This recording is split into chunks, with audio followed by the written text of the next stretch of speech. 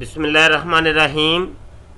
دوستو، یہ ابھی ایک ویڈیو ہم نے لانچ کی ہے جس کا نام ہم نے رکھا ہے محمد شیخ کا فتنہ، حضرت اسماعیل کی قربانی یہودیوں کا پروپیگنڈا ہے۔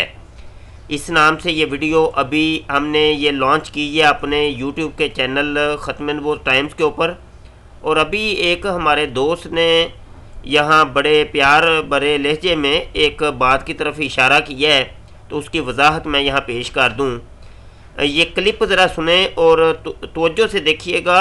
ہمارا دوست یہ کہہ رہا ہے جی یہ محمد شیخ جو ہے وہ ختنے کی بات کر رہا ہے، ختنے کے اوپر اس نے یہ کہا ہے کہ یہودیوں کا پروپیگنڈا ہے، جبکہ میں اپنے دوست کو یہ بتانا چاہتا ہوں اور دیگر یہ جو دوست ہیں ان کو بتانا چاہتا ہوں کہ یہ محمد شیخ اسی قسم کا یہ ڈرامہ ہے کہ جناب یہ بات کوئی اور ہوتی ہے لے کسی اور جانب جاتا ہے۔ تو یہ اس نے بہت بڑا ڈرامہ کیا ہے۔ قرآن پاک میں حضرت اسماعیل کی قربانی کا ذکر ہے جو کہ حضرت ابراہیم نے کی تھی، تو اس میں تو ختنوں کا کوئی ذکر ہی نہیں ہے۔ یہ آپ ذرا کلپ دیکھ لیں پھر بات کرتے ہیں۔ اچھا جی، آخر سے یہ ویڈیو ہم دیکھتے ہیں اور اس کے اوپر تبصرہ کرتے ہیں۔ اس عہد کو پورا کرنے کے لیے آپ کو مسلم بننا ہے، آپ کو ابراہیم السلام آپ کے باپ دادا ہے مذہب کے۔ جب آپ یہ عہد نہیں کریں گے تو آپ مسلمان اللہ کی نظر میں نہیں ہیں۔ یہ دیکھ رہے ہیں آپ، یہ القرآن کیا کہتا ہے ابراہیم کے خواب کے بارے میں۔ قرآن کے اندر تو ابراہیم کے خواب کا ذکر، اور خواب کے اندر انہوں نے اپنے بیٹے کو کاٹتے ہوئے دیکھا، ذبح کرتے ہوئے دیکھا، ختنہ کرتے ہوئے نہیں دیکھا تھا۔